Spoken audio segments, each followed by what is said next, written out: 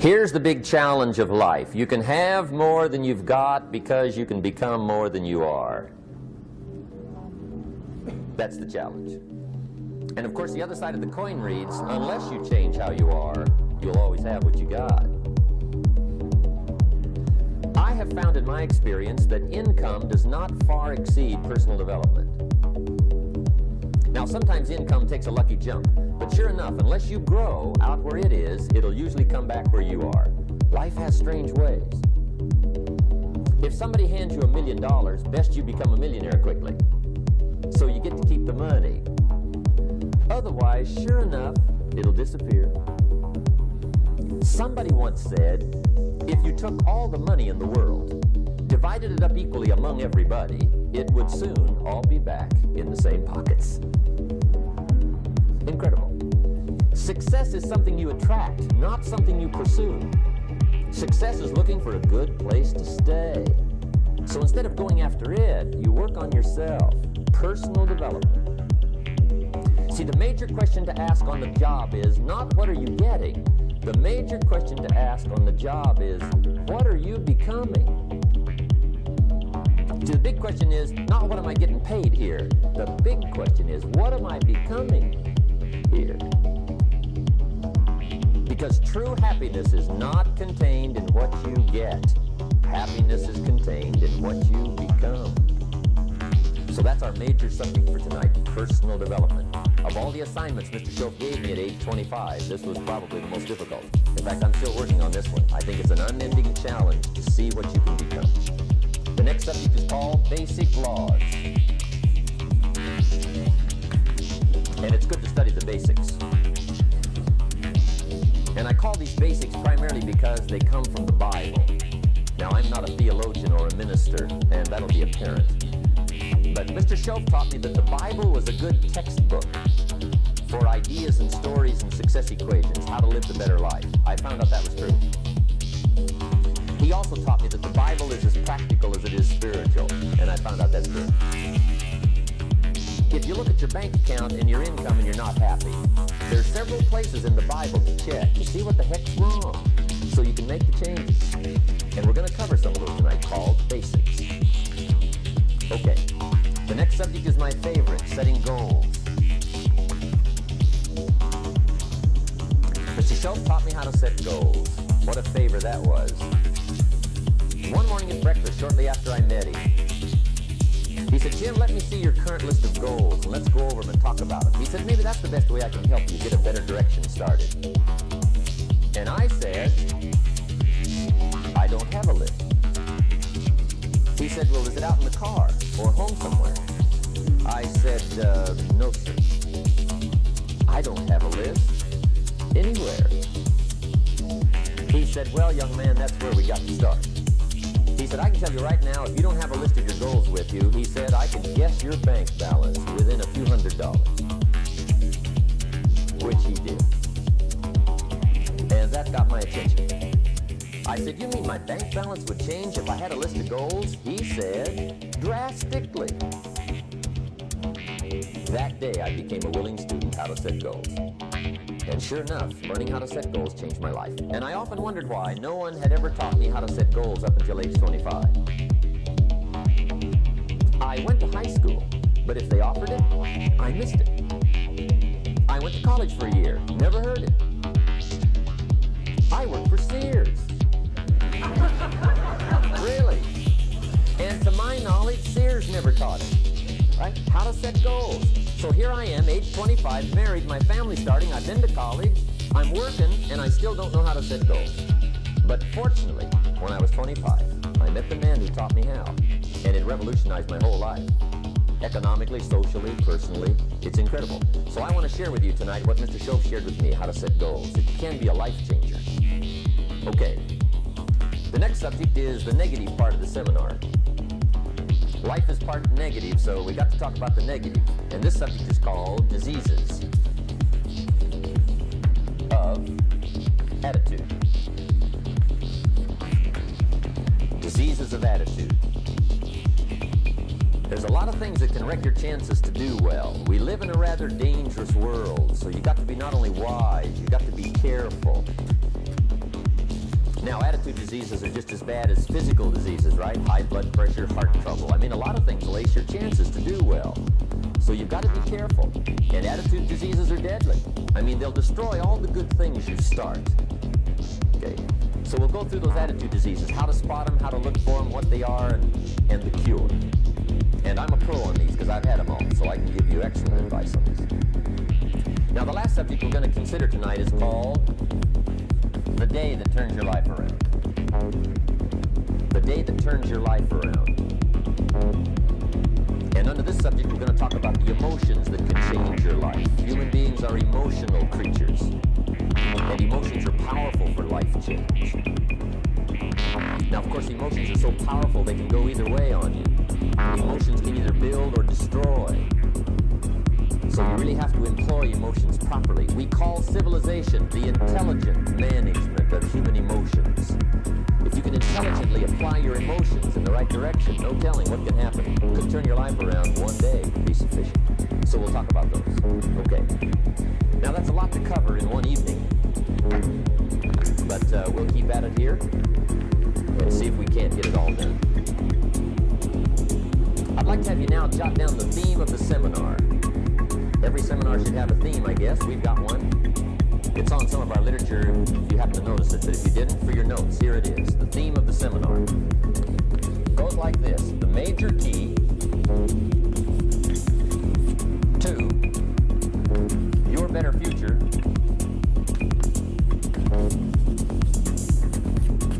is you. That's the theme of our seminar tonight. The major key to your better future is you. And I'd like to have you underline two words just to give it some added punch. Underline the word major and the word you. So that it reads, the major key to your better future is you. Now my first suggestion is transfer this to a card or something where you can put it up where you can see it every day. Preferably put it up where you can see it at the beginning of the day. Before you go off to put the day together, this is a good phrase just to glance at, to keep in mind as you're putting the day together. It's called the silent seminar. If you'll just let this talk to you during the day, I found it to be tremendously helpful. The major key to your better future is you. For a big share of my life now, I didn't have this one quite figured out, among a lot of things I didn't have quite figured out. Many things used to puzzle me back in those early days. I used to wonder why two people could work for the same company, one make twice as much money. Now see, that used to puzzle me. And maybe they were the same age, graduated from the same school, live in the same community, work for the same company, with the same products and the same services. They've got the same traffic, the same problems, and one makes $1,000 a month, the other one makes $2,000 a month. Now that was my puzzling question. Why would this long list be the same and the money twice as much? I asked, what's the difference between $1,000 a month and $2,000 a month? And I don't mean $1,000 a month, right? I can figure that out. But what makes the difference? Why would one person do twice as well, 3 times as well? Speaking economically, now I know there's more than one way to do well. I understand that. But in this little narrow area called compensation, what's the difference? Well, back then, with my faulty thinking, I'm trying to reason it out. I thought, well, maybe time makes some of the difference, right? Some people do better because they have more time. I used to say, Harold ought to be able to do well. He's got a lot of time.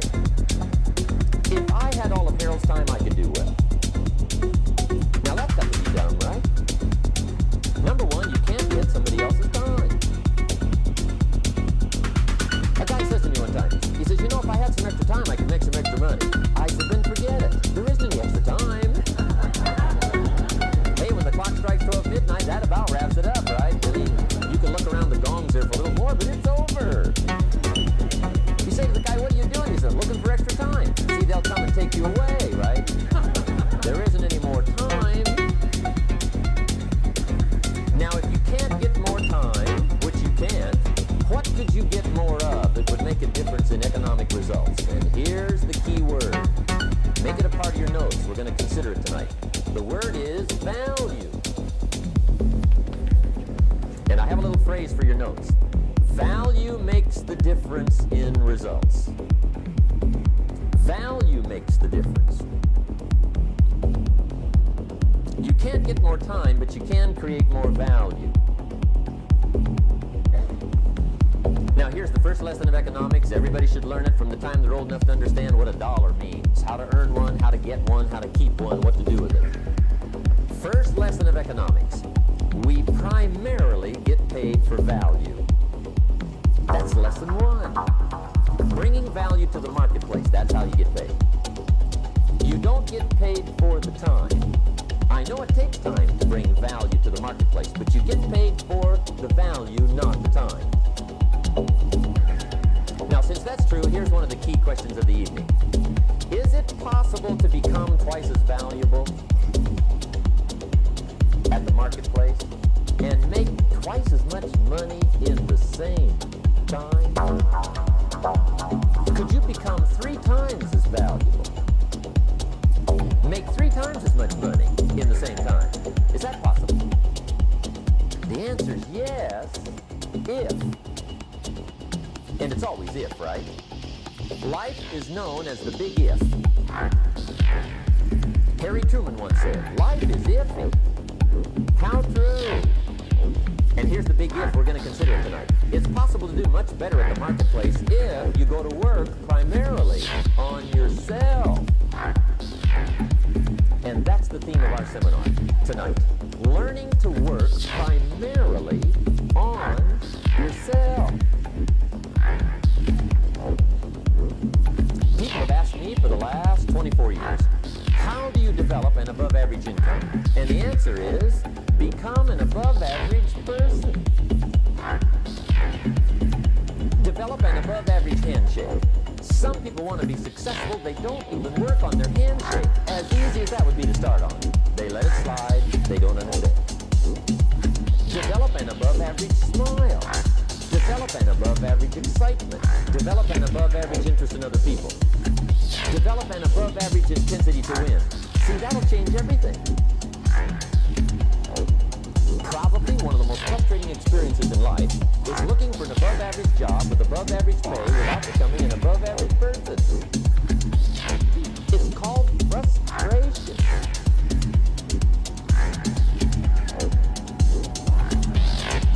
And Mr. Schultz gave me probably the greatest clue he gave me when I first met him. He said, Jim, if you want to be wealthy and happy the rest of your life, just learn this lesson well.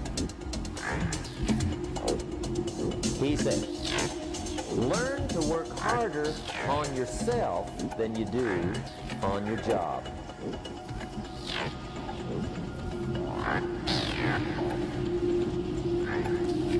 Then Mr. Schultz gave me probably one of the most important clues among so many things he taught me, but this was in those early days. Mr. Schultz is very kind, but he was also very abrupt. And he had these interesting questions to ask. I'm giving him a little rundown one day on how things hadn't worked out for me. He said, Mr. Rohn, I've got the answer for you if you will listen carefully. And listen carefully I did that day and for the next 5 years. If somebody's wealthy and happy, you gotta listen. He said, Jim, I've only known you a short time. But he said, it's already my honest opinion that for things to change for you, you got to change. That wasn't quite the answer I was looking for. But that's the answer he gave me, and I pass it along to you on this warm summer evening in Anaheim, California, 1981. For things to change for you, you've got to change. Otherwise, it isn't going to change. Before I met Mr. Show, I used to say, I sure hope things will change. Right? That seemed to be my only hope. If it isn't going to change, I'm in serious trouble. And then I discovered it isn't going to change, so I'm in serious trouble.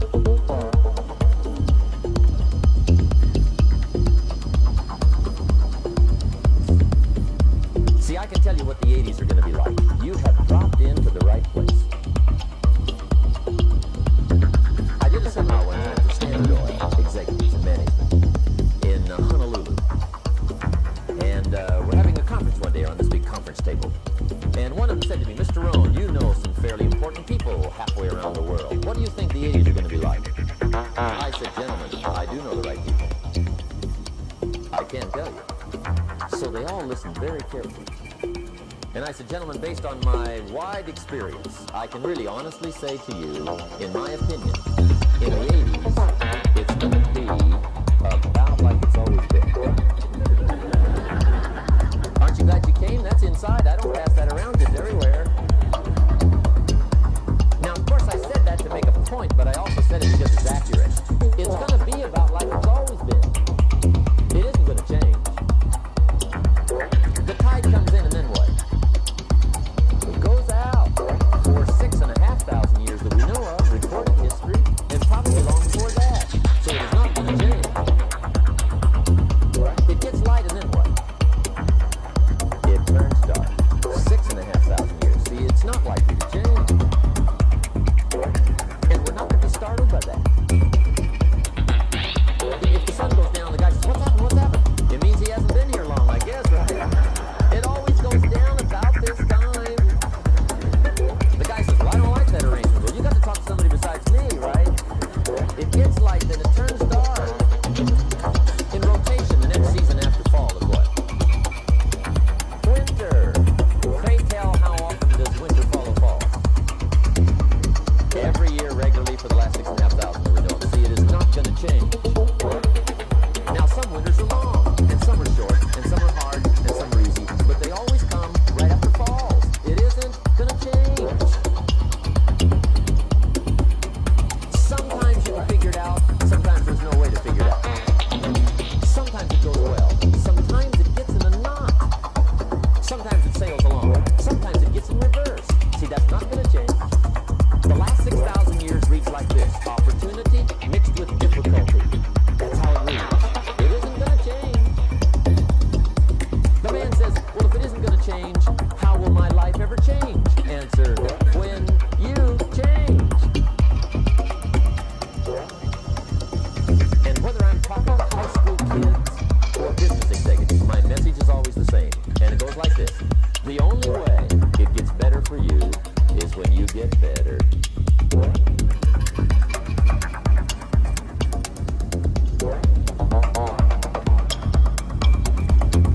Let me give you the 4 major lessons in life to learn. Here's 4 majors. It's good to study the majors. In our weekend seminar, we teach some people don't do well because they major in minor things. You've got to be on the lookout. At the end of every week, end of every month, you've got to check, make sure you're not spending major time on minor things. We go through that whole series. Majors and minors.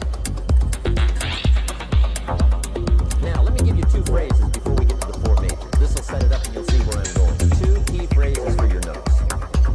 Here's the first one.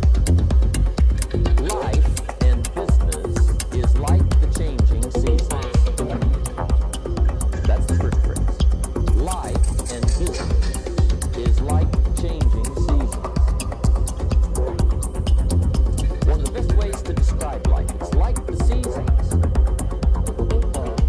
Frank Sinatra sings, life is like the seasons. Now here's the second phrase. Very important. You cannot change the seasons, but you can change yourself. You can't change the seasons, but you can change yourself. And see, that's how life gets better for you. Not by chance, but by change. Now, here's the 4 major lessons in life to learn. I've got my first book finished. It came out a couple of weeks ago. This is in it. The 4 major lessons in life to learn. Here they are. Number 1, learn how to handle the winters. That's lesson 1. They come right after falls with regularity. Some are long and some are short and some are hard and some are easy, but they keep coming. You must learn to handle the nights. They come right after days. You must learn to handle difficulty. It comes right after opportunity. You must learn to handle recessions. They always follow progressions. For the last 6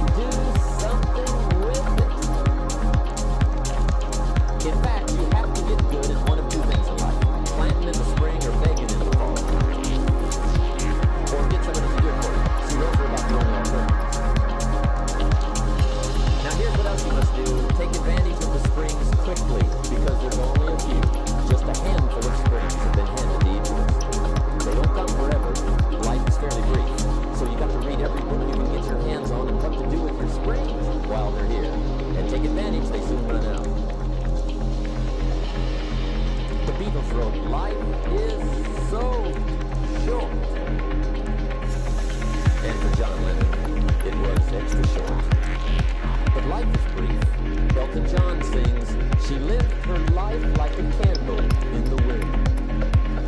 It's brief. So whatever you're going to do with your life, you've got to get at it. Don't just let the springs pass. Here's the third major lesson in life to learn.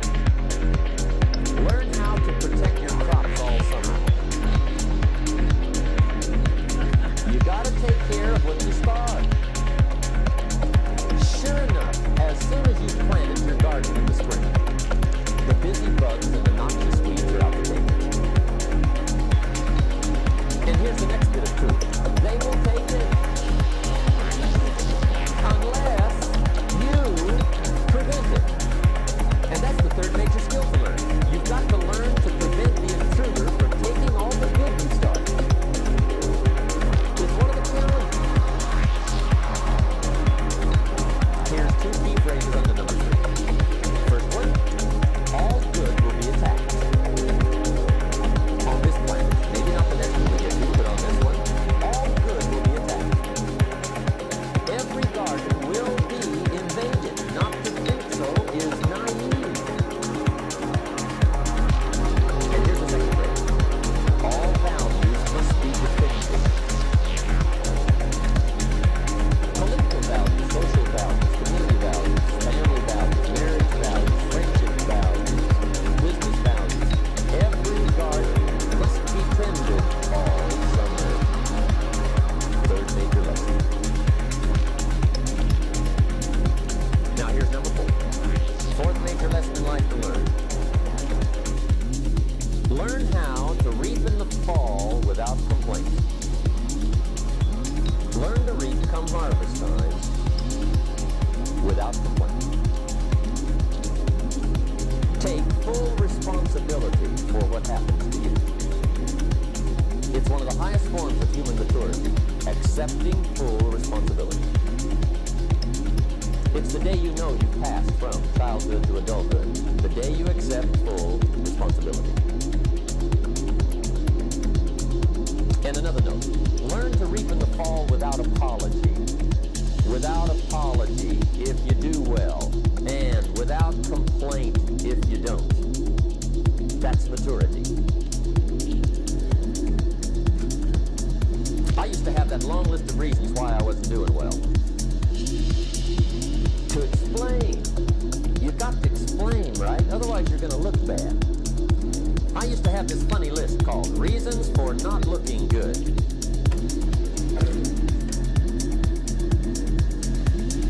I used to blame the government. I mean, you can believe that or not. It was at the top of my list. I had a lecture second to none. The government. That was on my list. I used to blame taxes. Look what you got left after they take everything. And they expect you to do well. That was on my list. Prices, that was easy, right? You walk into the supermarket with $20, come out with a little half bag. So I had that on the list. I used to blame the weather. I blamed the traffic. I used to blame my car. I blamed the manufacturers. I used to blame the company. I blamed company policy. I used to blame the training program. I blame my negative relatives. They were always putting me down. I blame my cynical neighbors. They're just selfish, looking out for themselves. Won't loan you money? They were on my list.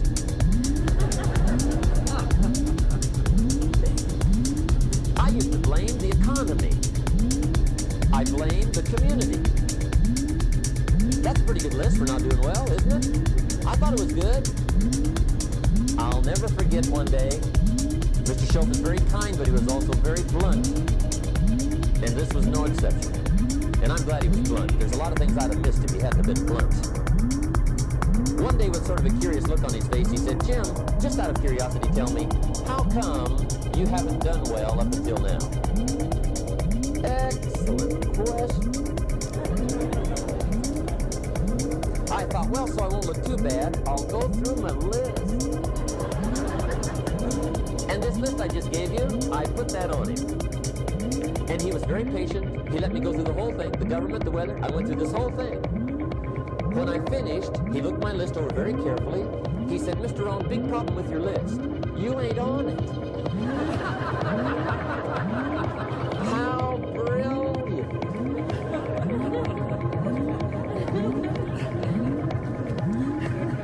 When I went to work for him a few months later, I learned very quickly to tear up my list, reasons for not doing well, and I threw it away. And I got me a fresh piece of paper. And I put one word on it. Me. There's a black heritage spiritual that says it's not my mother, nor my father, nor my brother, nor my sister, but it's me, oh Lord, standing in the need of prayer. See, I used to blame everything outside. And then let me give you a little philosophy that helped turn my life around. For your notes, here it is. It's not what happens that determines the quality or the quantity of your life. It's not what happens. And the reason is because what happens to about everybody. No different. The sun went down on all of us last night. A common event, a happening. And I found out that the same things can happen to two different people. One gets rich and one stays poor. Why is that? It's because it's not what happens, but rather it's what you do that changes everything. So that's a key phrase. It's not what happens, it's what you do. What happens is about the same. You might put that in parentheses here. Same. What people do, that's what's different. Anything can happen, right? Everything can happen. I've heard all the stories. I've been one of the stories. Hey, we could all tell stories all night long, right? Happenings. Anything can happen. Have you heard of Murphy's Laws? Anybody here heard of Murphy's Laws? Okay, most of you have. Murph had these laws. One of them was, if anything can go wrong, it will. That's one of Murphy's Laws. He was not one of the great positive speakers of the day. But anyway, it's still true though, right? Anything can go wrong, everything can go wrong. For sure. I've fallen out of the sky so many times. Once to the tune of a couple of million. Devastating. Took me a while to survive that one. Now, it wasn't all that much, but it was all I had. I mean, that's when it's much, right? When it's all you got. If you got 3 to go, you got 1 left, you ain't looking that bad. But when it all goes, has anybody been there when it all went? Anybody? Come on, the rest of you liars. Go ahead. Hey, we've all been there, right? When it all went. Of course, it used to be a long time ago, right? When you ran out of money, got to 0, you were all through. Heck, now you can whistle right on by 0, right? I mean, they will bury you. That's what they will do.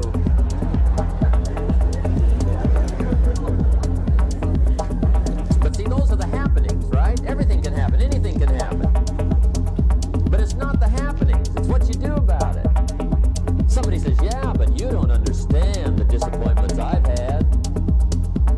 Come on. Everybody's had their share. Disappointments are not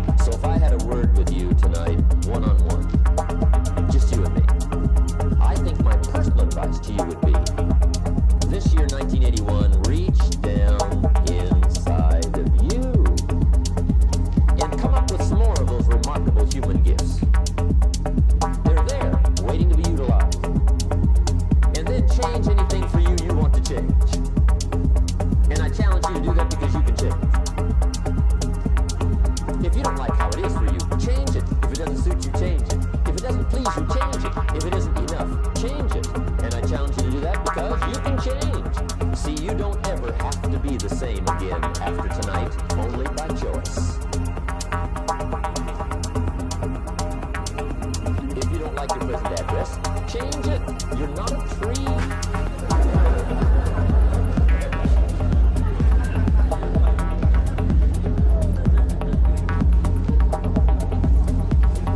Now, let me give you 3 steps to personal development. Let's get down to the nitty-gritty. What does it take to really make the changes starting tomorrow? It takes more than philosophical pronouncement. I know that.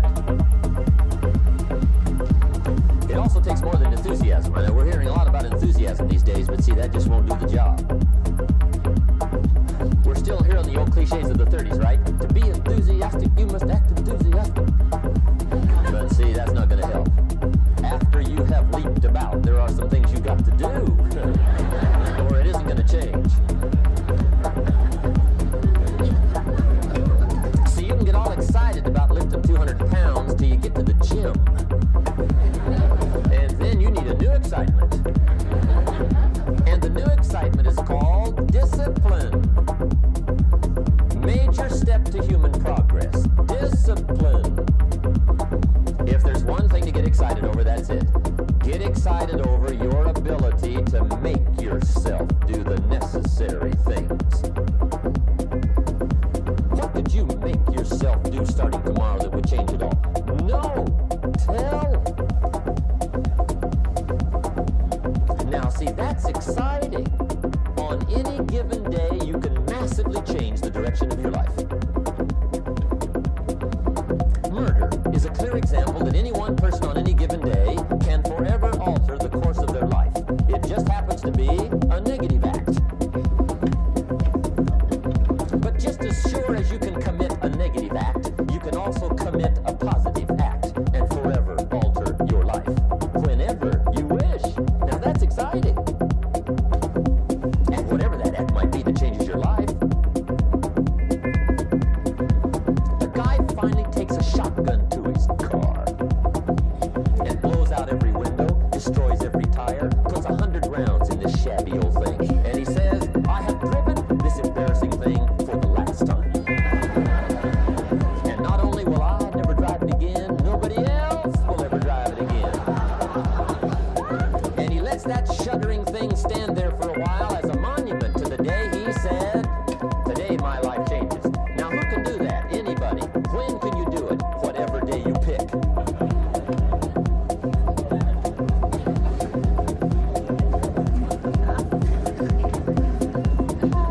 Now here's the key to discipline.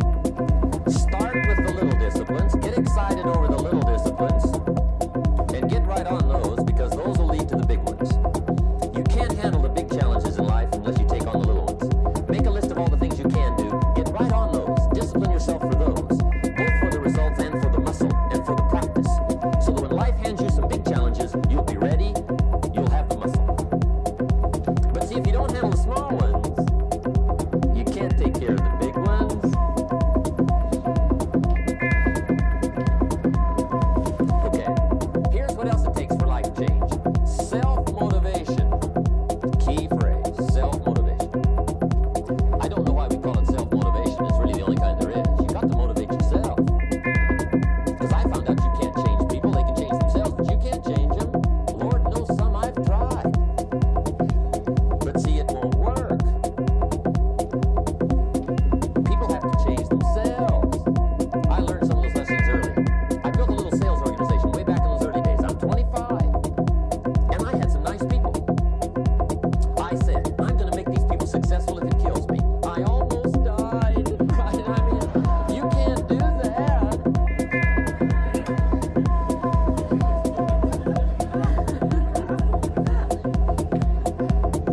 See, I've discovered this. Good people are not trained, they're found. You find good people. You don't make them good, you find them good. Training really is for the purpose of finding good people. You don't need much instruction for a good person. But too much training probably means you got them wrong.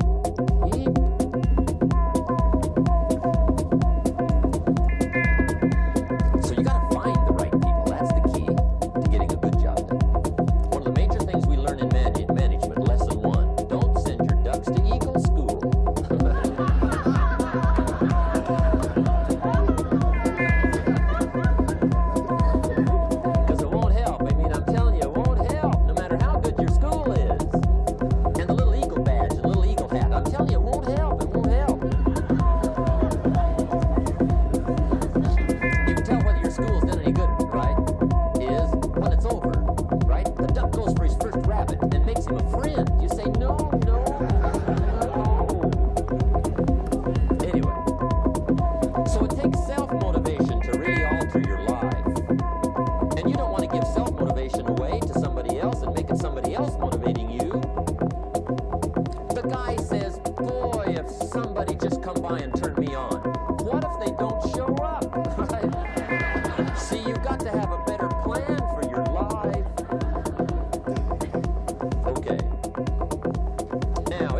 excited and you're ready to change, let me give you 3 steps to start life change that can change your life, your personality, your lifestyle, everything can change.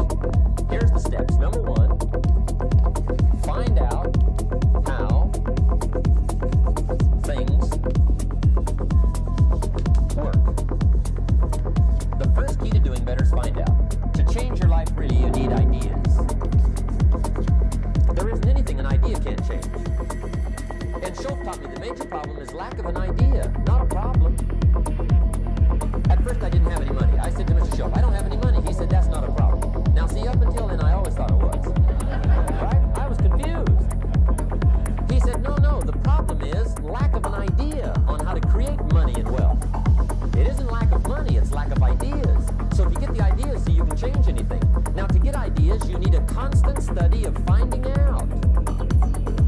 Now Schultz also said, when you find out something that works, put the information in your journal. Don't use your head for a filing cabinet. Put it in your journal so that you can do the next best thing. Repetition, repetition, repetition. Go over it. And if you repeat it, go over it, sure enough, someday, some mysterious day, the idea takes root, starts to grow, and shows up in your bank account, and your dress, and your personality, and your lifestyle. But capture the ideas in your journal. Find out how things work. Schultz gave me this word for my life change. He said, study. Great word. If you wish to be successful, study success. If you wish to be happy, study happiness. If you wish to be wealthy, study wealth. Don't leave it to chance. Make it a study. Some people just go through the day with their fingers crossed. See, that won't do it. You've got to study the things that can change your economic, social, spiritual, personal life.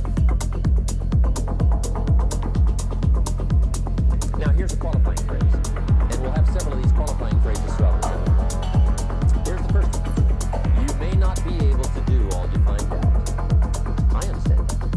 You may not be able to do all you find out, but you should find out all you can do.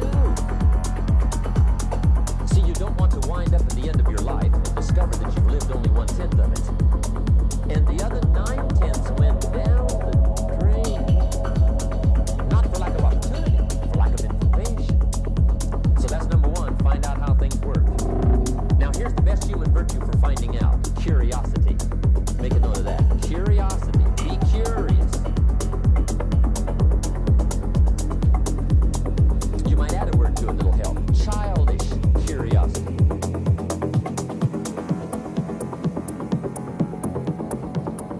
What will kids do if they want to know something bad enough? Bug you, that's the phrase. They can ask 1,000 questions. You think they're through? They got another 1,000. They'll drive you to the brink.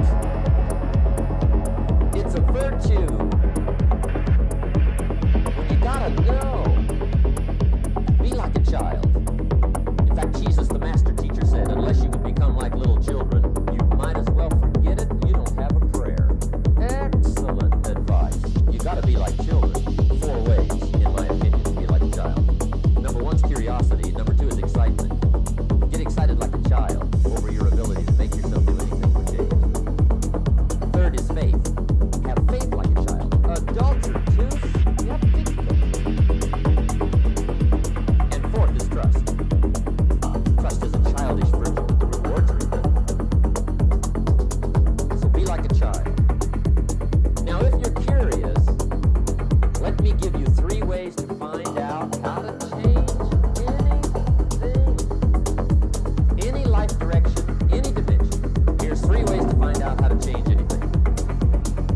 Number 1 is to read. Become a good reader.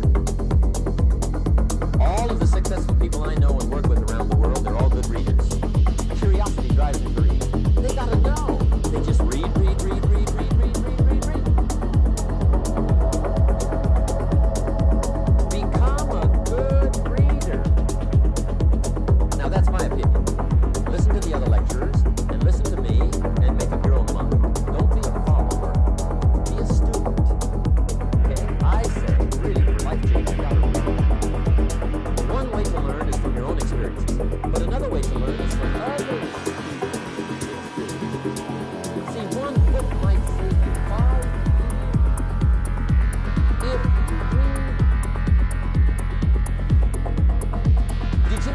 on how to be stronger, more decisive.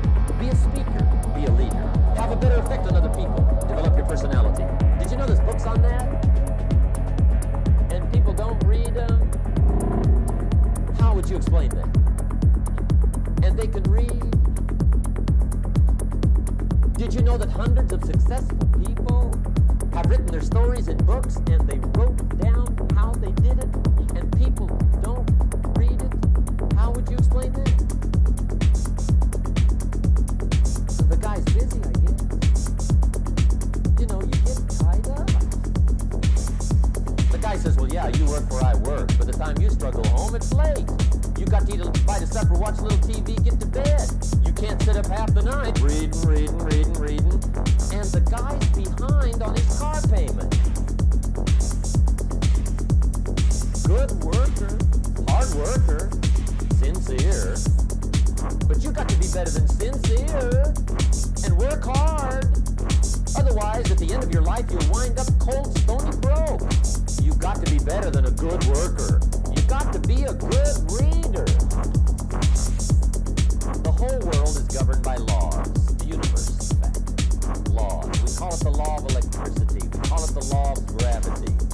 There's mathematical laws. There's physical laws. Speed and velocity laws. Agricultural laws. There's all kinds of laws. Now that we find ourselves on the spinning planet, you just have to learn what I call the setup. Learn the setup. Life setup.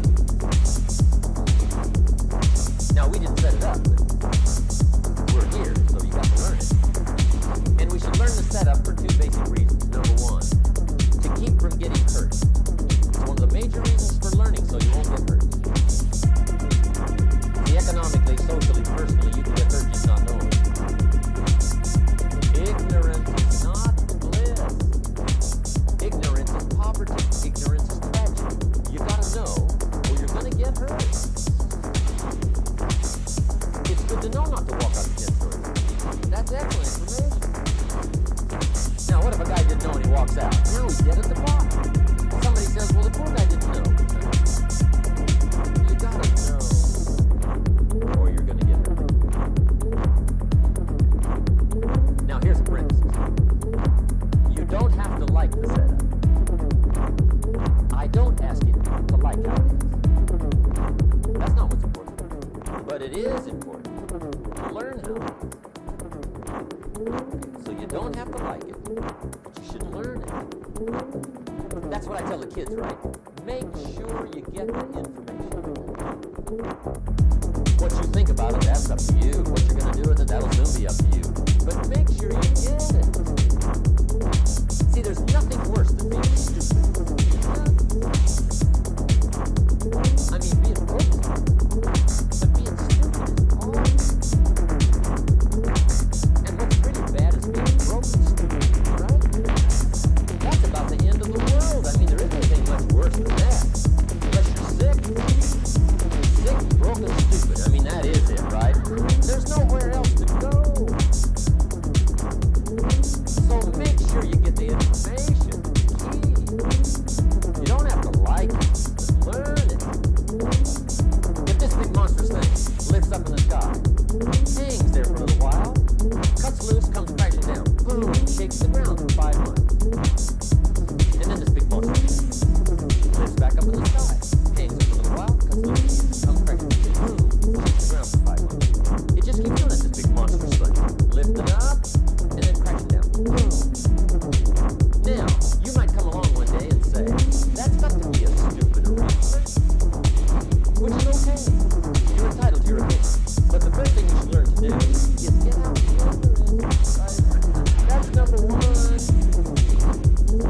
You might have a great moral argument. You might want to shake your finger at the sky, but do it from over there. Right? So you don't get strangled. It's called your basic smarts. So number one, learn so you won't get hurt. Whether you like it or not, learn. Now here's the second reason for learning. The setup. To benefit. It's called the plus of life. And that's what life is, right? Both minus and plus. The minus is tragedy, heartache, misery, failure, unhappiness.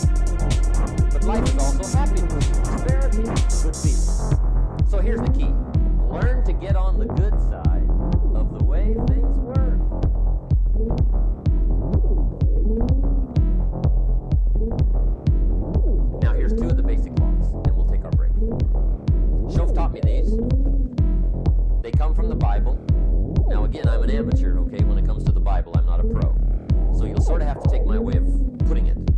But here they are. The first one is the law of use. The law of use. And it goes something like this. Whatever you don't use, you lose. Lack of use causes loss.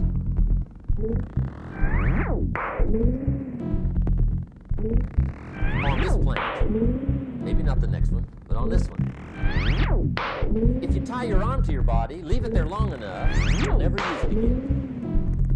It's over. For the arm. Now, it may not be over, but it's over for the arm. The only way to keep the use of this arm is what?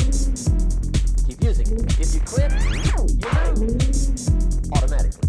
So don't bring it up for a vote.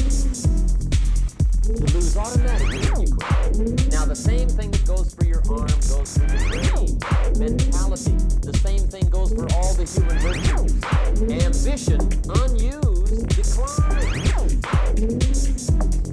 Strong feeling, unused, diminish.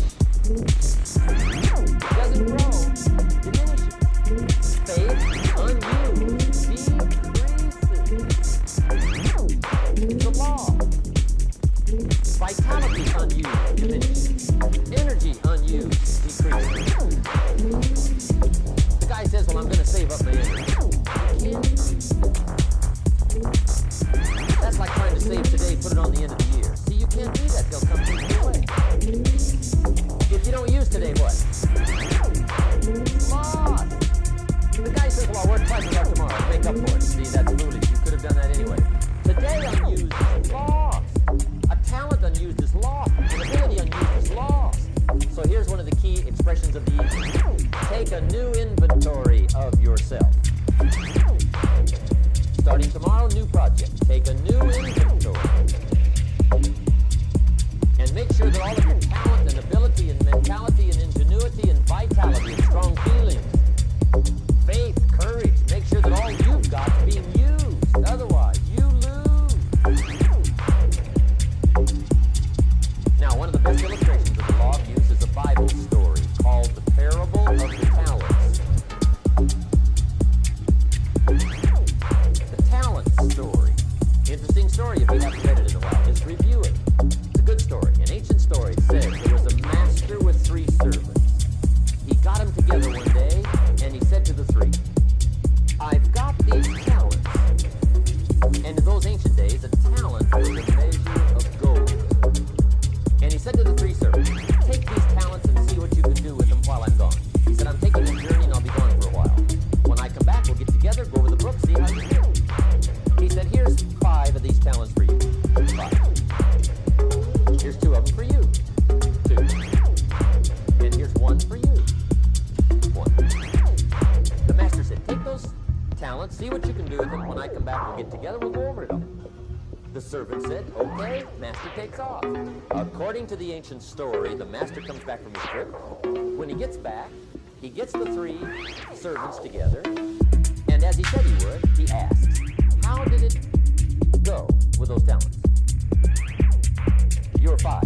What happened? That servant said, well, I took the 5 talents you gave me, and I put them to work. A little shaky at first, but he said things finally got rolling. And he said, I poured it on. And he said, my talents grew to 7, 8, 9, 10. He said, I doubled my talents from 5 to 10. Books will show. Master said. One heck of a job. Or something like that. He said, I gave you 2 talents. What happened? That servant said about the same thing happened to me. I put those 2 talents to work, poured it on. They grew to 3 and then to 4. He said, I doubled my talents from 2 to 4. Books will show. Master said. Well done.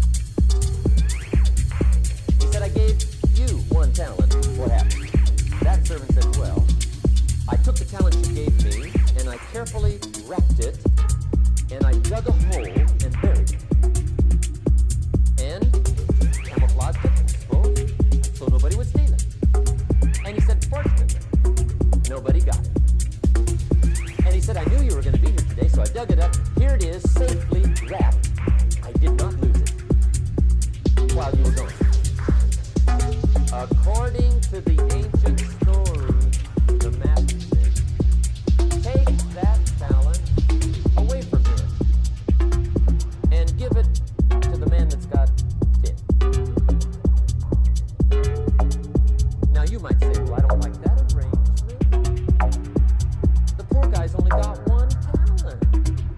He's already got 10. It ought to be more even. Remember, I didn't ask you to like it. But this one I would ask you to learn, because it simply means whatever you do not employ, you forfeit. It's a law. So learn well the law of use. Now here's the second one, and we're going to take our break. Second law from the Bible. This one we've heard since we were small, I'm sure.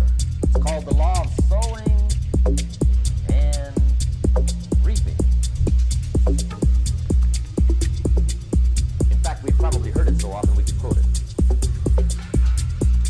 It says, whatever you sow, what? You shall reap. Fairly blunt, hopefully clear. Here's my first suggestion on the law of sowing and reaping. Don't try to beat it. You might as well try sitting on the sun in the morning. With the vision coming up, you'll have better luck. Whatever you sow, you reap. Now, for a fair share of my life, I'm a bit mixed up on how all this applies. Among a lot of things I was mixed up on.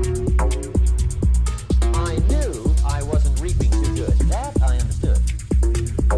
My problem was I was confused about what was causing it. Remember me with the funny list? I thought those are the reasons why it isn't working out well. And then Mr. Schoaf gave me the clue that helped me figure it all out. He said, Mr. Rohn, I have another answer for you. There's another way to quote this law that'll show you where the problem is so you can go to work on it right away. All you need to know is where the problem is, then you can go to work on it. So he quoted me the law another way, and I found out what my problem was. Here's the way you quote the law. Whatever you reap is what you've sown. Now I knew what my problem was. Whatever you reap is what you've sown. If you don't like the crop, who do you look up? Answer, whoever planted it. And where do you find who planted your crop? Answer, in the mirror.